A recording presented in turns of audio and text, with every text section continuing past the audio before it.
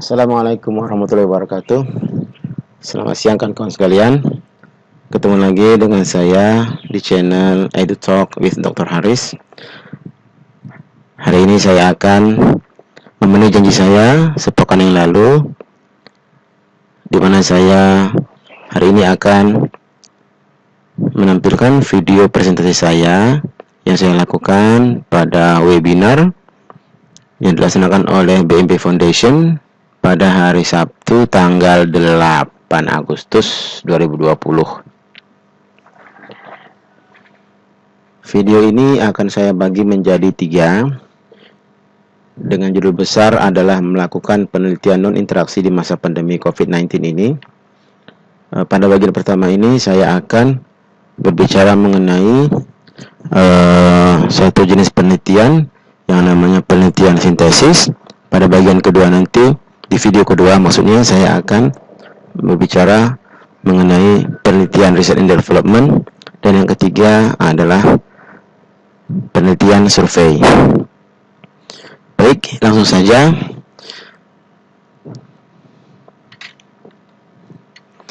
Nah, kewajiban melakukan penelitian itu semua kita ketahui diemban oleh dosen yang diatur oleh Peraturan Mendikbud nomor 26 tahun 2015 pasal 8 yang mengatakan bahwa dosen wajib melakukan tridharma perguruan tinggi, di mana dharma yang kedua adalah melakukan penelitian. Selain itu, mahasiswa juga menjadi pihak di dalam sivitas akademika yang juga wajib melakukan penelitian yang telah juga diatur oleh Undang-Undang Nomor 12 Tahun 2012 tentang pendidikan tinggi yang mewajibkan mahasiswa untuk terlibat dalam menghasilkan ilmu pengetahuan dalam bentuk kegiatan penelitian. Nah, sejauh ini kita ketahui bahwa jenis penelitian itu ada riset sains murni yang tidak membutuhkan interaksi manusia dengan manusia, namun lebih mengutamakan interaksi antara manusia, yaitu si peneliti dengan material dan benda mati dengan peralatan. Namun ada juga jenis penelitian yang di bidang ilmu sosial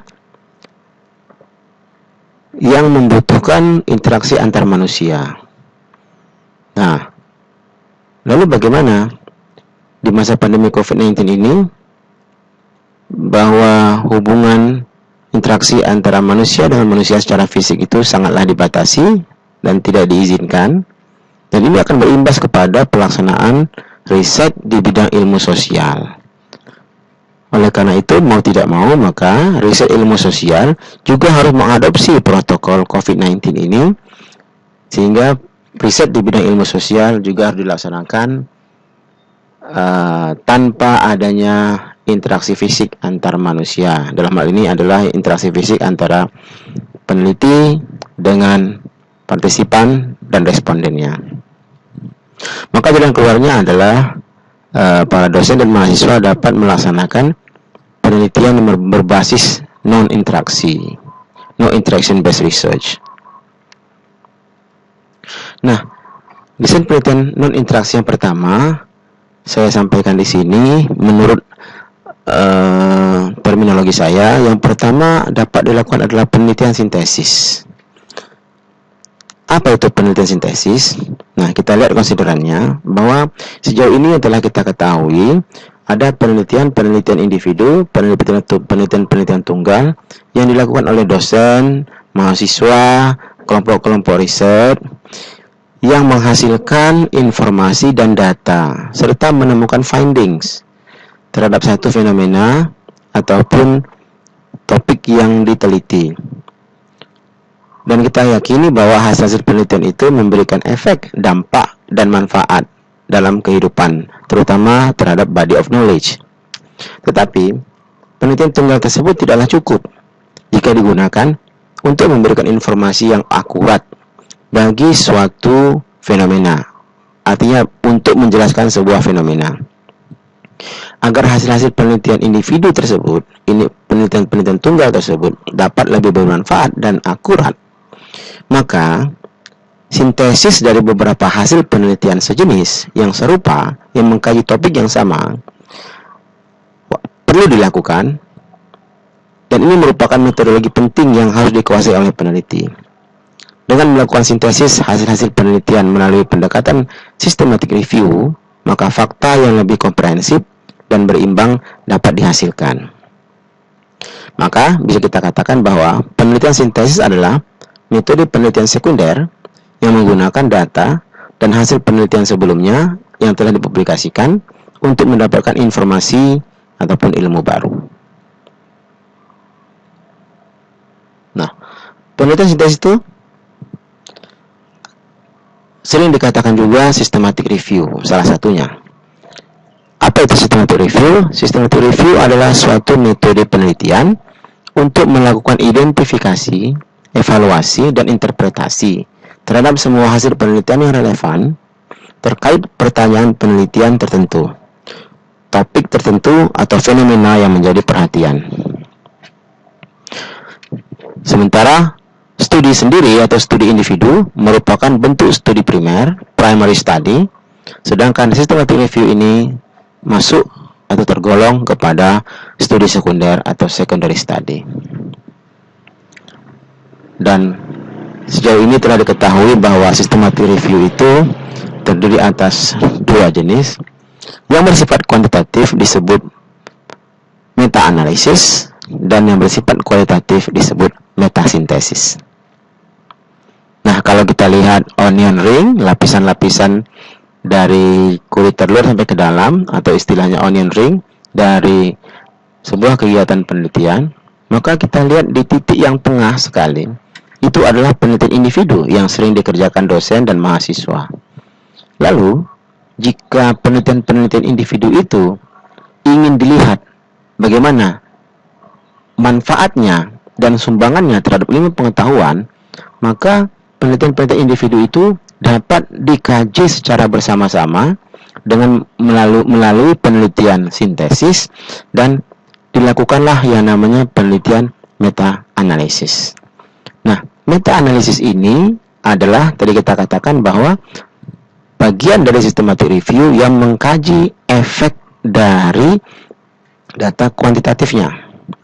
Sementara satu jenis penelitian lagi yang mengkaji dari efek kualitatifnya ataupun data-data kualitatifnya, itu tergolong kepada metasintesis dan tergolong ke dalam systematic review.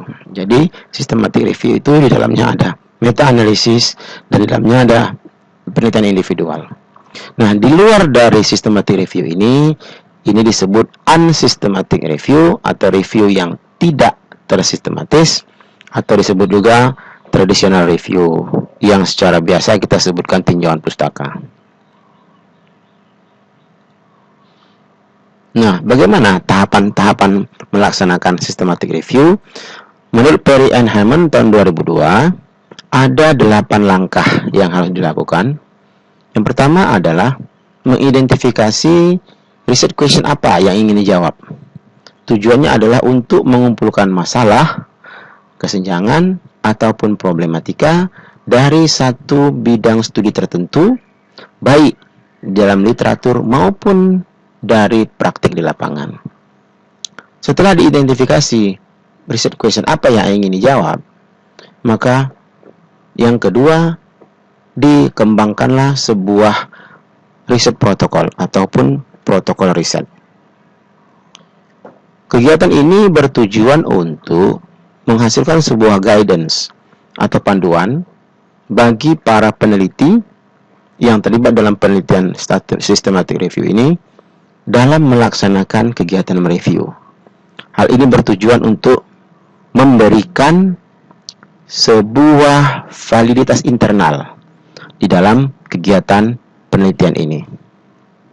Nah, kalau ada yang bertanya bagaimana meyakinkan bahwa validitas sebuah penelitian systematic review bisa dijamin, nah, cara satu-satunya adalah dengan melakukan validitas internal di mana proses penelitiannya dilakukan dengan benar. Salah satunya adalah dengan mengembangkan riset protokol yang harus diikuti oleh semua anggota peneliti.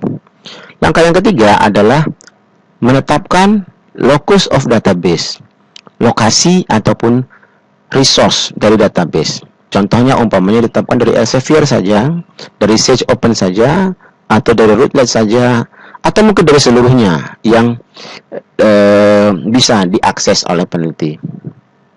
Hal ini bertujuan untuk menggaransi, memberikan jaminan bahwa kualitas dari artikel atau studi yang akan direview itu sama kualitasnya.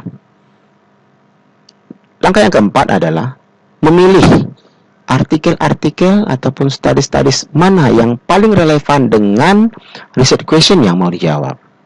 Katakanlah kita sudah mengumpulkan sampai katakan 200 artikel, lalu dilakukan seleksi. Artikel-artikel mana dari 200 artikel itu yang paling relevan dengan research question yang akan kita jawab. Langkah keempat ini bertujuan untuk mengumpulkan artikel-artikel mana yang paling relevan saja. Yang tidak relevan bisa kita eliminasi. Nah, maka nanti di sini ada istilahnya exclusion dengan inclusion. Maka yang kita libatkan, yang kita masukkan dalam hasil seleksi kita disebut artikel inclusion, dan artikel yang kita buang, kita eliminasi disebut artikel exclusion. Kenapa exclusion? Karena tidak memenuhi kaidah-kaidah yang kita tentukan dalam menjawab research question.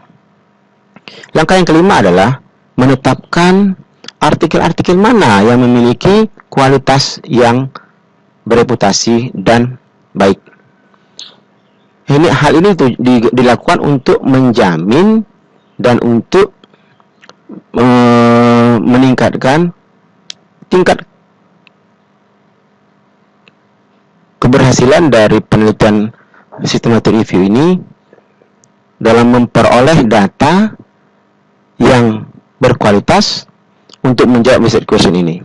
Jadi singkatnya, langkah keempat ini mungkin adalah seleksi dari penelitian yang relevan saja. Langkah kelima ini, dari semua penelitian yang relevan tadi, katakan awalnya 200, mungkin yang relevan tinggal 100, lalu mungkin setelah dilihat mana-mana saja yang berkualitas tinggi, mungkin tinggal tersisa 50 saja. Apa kriteria high quality ini? Itulah tadi yang diatur oleh protokol. Apakah mungkin harus berasal dari Scopus saja, atau WOS saja, atau mungkin dari 5 tahun terakhir di jurnal bereputasi internasional, dan ini semua diatur di dalam protokol yang dikembangkan tadi. Langkah yang keenam adalah melakukan ekstraksi data dari penelitian-penelitian individual yang telah terkumpul, yang relevan dan sangat berkualitas tadi. Katakanlah tadi dalam contoh ini saya katakan dari 50 artikel itu. Hal ini gunanya ya untuk mengekstrak data supaya bisa dibandingkan satu sama lain. Langkah yang ketujuh adalah melakukan sintesis dari temuan-temuan dari artikel-artikel yang telah diekstrak tadi, membandingkan temuan-temuannya untuk membuat findings. Jika data-data yang dibandingkan adalah data kuantitatif, maka disebut penelitiannya meta-analisis, dan jika data yang dibandingkan dan disintesis adalah data kualitatif, maka disebut penelitiannya penelitian metasintesis. Dan yang terakhir adalah membuat laporan penelitian. Nah, berikutnya kita akan lihat contoh sebuah penelitian metasintesis yang telah saya sediakan di sini. Nanti Bapak Ibu bisa silahkan download sendiri artikelnya, ini DOI-nya, silahkan copy link ini dan masukkan ke Google Scholar, insya Allah akan dapat. Kita lihat contoh sebuah penelitian metasintesis berjudul Systematic Review of 2 Decades. Ya, jadi systematic review dari 20 tahun, dari tahun 1995 sampai 2014 terhadap penelitian synchronous online learning. Jadi pembelajaran online yang sinkron, artinya sama-sama online. Ada penelitian online learning yang asinkronus. Asinkronus itu artinya si pemateri atau si dosen mengupload materinya ke dalam sebuah e-learning, lalu si peserta didik bisa mempelajarinya kapan saja, tidak tatap muka. Tetapi kalau synchronous online learning artinya pembelajaran online yang dilaksanakan secara tatap muka. Oke, kita lihat hasil systematic review-nya. Nah, di sini di abstraknya dikatakannya bahwa kita lihat bahwa systematic review itu adalah studi yang secara strategis mencari publikasi terhadap topik tertentu yang khusus supaya agar dapat disintesis untuk mengetahui apa yang telah diketahui tentang topik tersebut. Nah, dalam penelitian ini dilibatkan 157 artikel terhadap synchronous online learning dari 34 negara berbeda. Hal yang dicari adalah mengenai apa? Instructional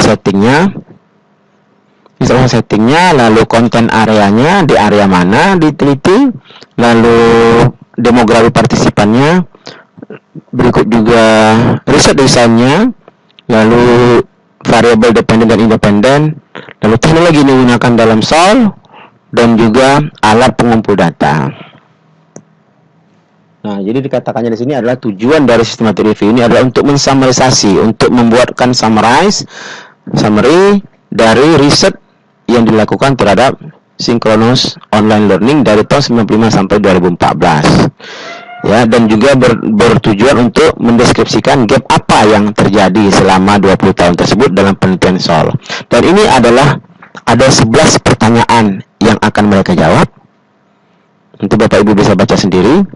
Nah, berikutnya ini metodenya. Mirip yang saya sampaikan tadi. Langkah pertama A, B, C, D, E sampai G sampai membuat report. Berikutnya sumber data mereka dari database-nya dari WordCat, Article First, Science Direct, Academic Source Complete, and IRIC. Nah, lalu ketika mereka mencarinya ke internet, mereka menggunakan kata synchronous online learning. Nah, ini kriteria inclusion dengan exclusion-nya. Inilah artikel yang akan dilibatkan di inclusion di dalam penelitian systematic review ini jika memenuhi kaidah-kaidah ini. Nah, dan jika artikel itu masuk dalam kaidah ini, maka dia di-exclude, dikeluarkan dari systematic review ini. Nah, kita lihat hasilnya, resultnya. Pertama, mereka bisa melihat frekuensi dan persentase jurnal, nama-nama jurnal dan tahun publikasinya yang membicarakan tentang synchronous online learning dari tahun 2000 sampai 2014. Dan ini frekuensinya, persentasenya. Lalu mereka juga bisa melihat frekuensi dan persentase dari negara-negara mana yang berpartisipasi dalam melakukan penelitian synchronous online learning ini. Dari Amerika sampai kepada Thailand dan tidak dilaporkan. Nah, Indonesia nggak ada ini. Karena yang penelitian systematic review ini masih, dan synchronous online learning masih sedikit di Indonesia. Nah, berikutnya mereka juga bisa mendapatkan frekuensi dan persentase dari instructional settings. Di sekolah level mana? Mulai dari higher education, pendidikan tinggi, dari pendidikan kindergarten sampai kelas 12 SMA, di bisnis, di healthcare, di military, dan lain-lain. Mereka juga bisa mendapatkan frekuensi dan persentase dari konten areanya, materi-materi apa saja yang mereka area-area penelitiannya di bidang mana saja, pendidikan, engineering, science, dan lain-lain. Nah, ini contoh dari sebuah artikel, dan ini adalah persentase dari dependent variable yang dilibatkan dalam artikel-artikel yang mereka review. Nah, inilah contoh dari sebuah penelitian metasintesis systematic review dalam data kualitatif. Nah, selanjutnya kita akan lihat satu jenis lagi. Artikelnya tentang meta-analisis yang berkaitan dengan peran argumentasi terhadap perolehan pengetahuan spesifik yang menggunakan computer supported collaborative learning. Jadi pembelajaran kolaboratif yang berbantuan komputer. Nah, di sini disebutkan juga abstraknya bahwa meta-analisis ini menyelidiki peran dari kualitas argumentasi terhadap pengetahuan spesifik yang diperoleh dari pembelajaran online kolaboratif berbantuan komputer. Nah, dan mereka menggunakan meta regresi yang melibatkan statistika untuk melihat efek bersama-sama dari semua artikel yang dikumpulkan. Bedanya itu saja, kalau tadi metasintesis mengumpulkan data-data.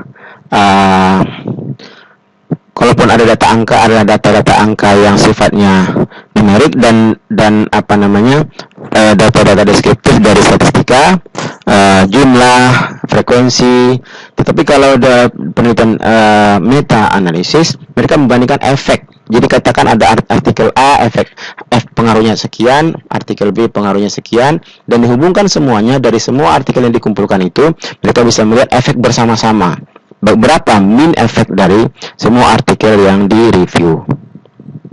Nah, ini pertanyaan-pertanyaan yang mereka ajukan. Silakan nanti Bapak Ibu baca sendiri. Nah, ini adalah metode dari melakukan seleksi terhadap artikel-artikelnya, kriteria untuk inclusion-nya, berikut juga ekstraksi dari efek size-nya, dan sampai kepada bagaimana melakukan statistika analisisnya. Nah, yang lebih penting adalah hasilnya. Nah, hasilnya adalah berupa efek bersama dan efek rata-rata seperti ini.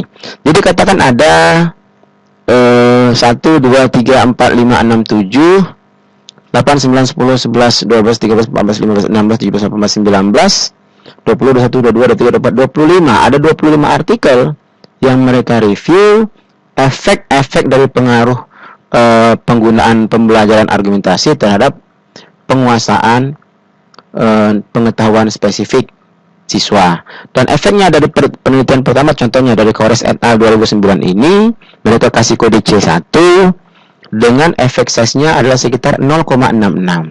Dan semua mereka lakukan seperti itu, dan akhirnya mereka dapatkan bahwa mean efek dari 25 artikel ini adalah sekitar 0,39.